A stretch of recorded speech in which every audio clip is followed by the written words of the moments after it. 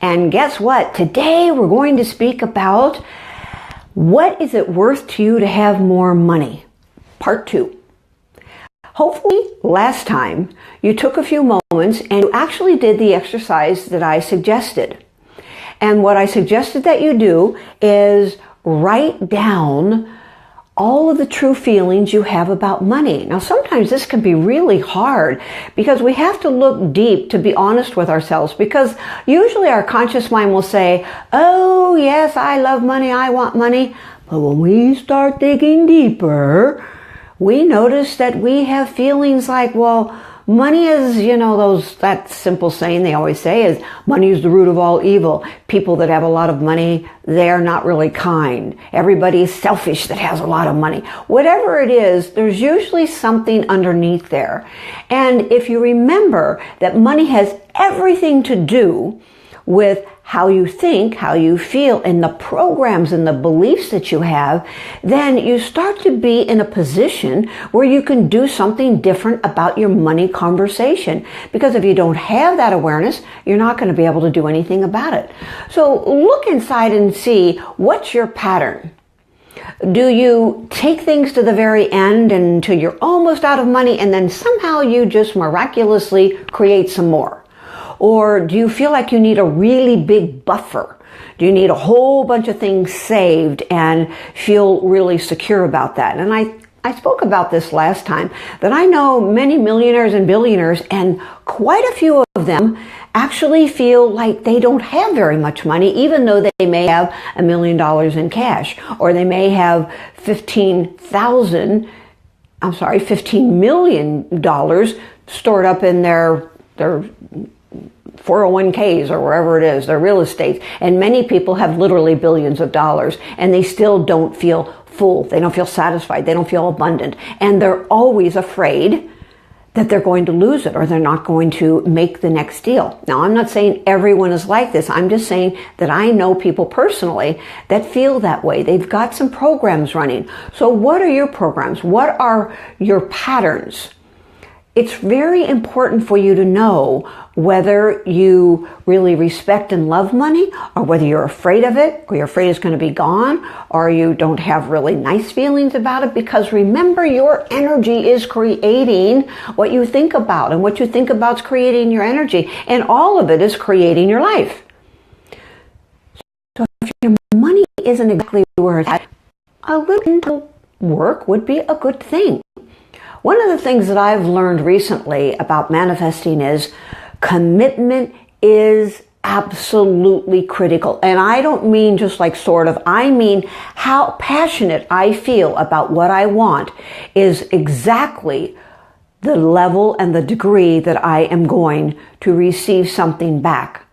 So you may think you have a commitment, but if you have things underneath that are really patterns and beliefs and programs that are keeping you just a little bit iffy about your commitment, then understand that your manifesting capability will be just a little bit off, because it's like for like out there in the world. So there's some keys that are very important for you to think about when you're manifesting. One of them is awareness. I speak about that all the time because awareness is the key. It's very important. The second thing is to know your blocks. Know what your programs are. Notice what it is that you feel about receiving. Not just money, but how well do you receive other places in your life? Do you allow people to support you in what it is you need help with? Do you have a difficult time asking people to come over and help you move, or just help you with anything that you might need some support with? It's very important to recognize your receivership capabilities, because this personally has been my big thing. I'm really good at giving. I haven't been so great at receiving. It's anybody who knows me knows that that's been a thing of mine, although I am definitely changing that, because I'm receiving a whole lot more than I ever have in my life, especially at this point in my life, and I'm very grateful for that. And I have really looked into the very things that I'm suggesting to you, because they work. The other thing that's important is to recognize the stories that you tell yourself. What stories do you tell yourself about money? this must be my day of confession or something. I have to tell you that for me, what I have done is I project. I take my story and I project it on other people. And one of the ones that I've done in the past really well is, well, I know they don't really have a lot of money, and I know they're on a fixed income, or I know they have this, or they had a problem, or they just got divorced, or they're, got stuff. They've got a big loan they have to pay back. And what happens for me in the past is that I would then go over into their world and decide that, gosh, they couldn't really afford this program, or that's going to be really hard for them. And so what do? I stop holding the focus of the value of who I am and what I offer. Now, have you ever done that? And whether it's with business or whether it's just being in your life and recognizing the value that you provide to your family, to your friends, to your children, perhaps at your work, or many, many other places in society, that you are a giving person. But where is it that you have projected things on people and think, oh, they're not going to like this, they don't really deserve it, or I don't really think they're going to do it the way I think they ought to? The bottom line is projection. Big deal. It's a big deal for so many people. And those thoughts are completely related to the ideas and the stories that you tell yourself, because you take those stories and you project them out on other people.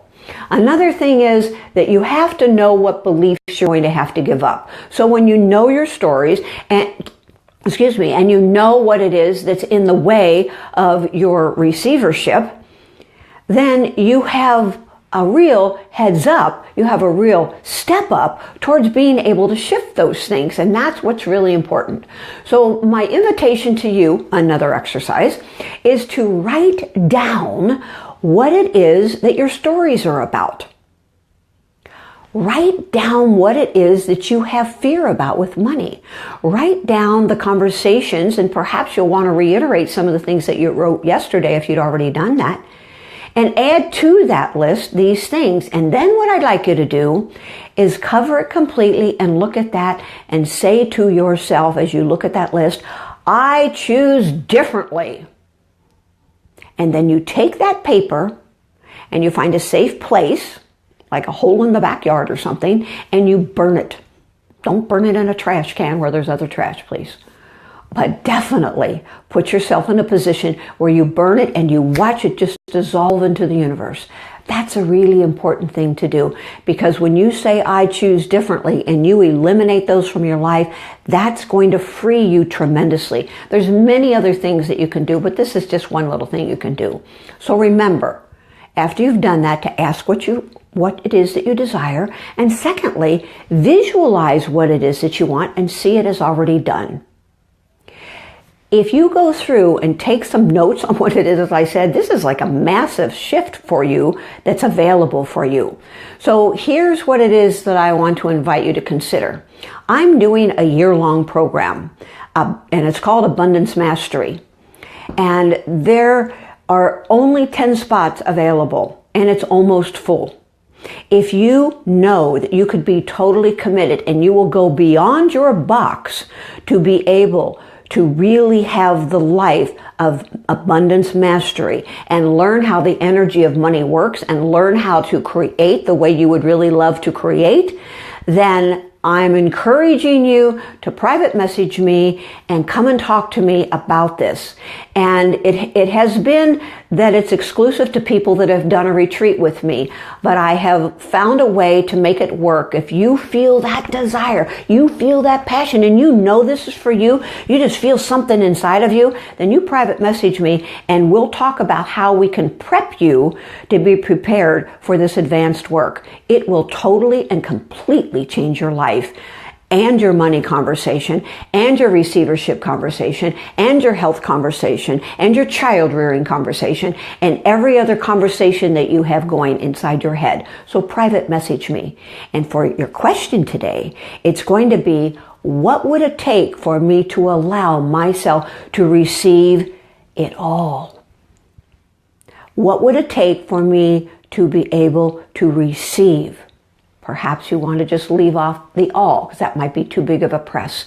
But what if you allowed yourself to receive? I've really enjoyed having this little moment with you. And until next time, know that these things, if you follow through and find the passion and commitment, will absolutely change everything for you. And until then, feel a hug.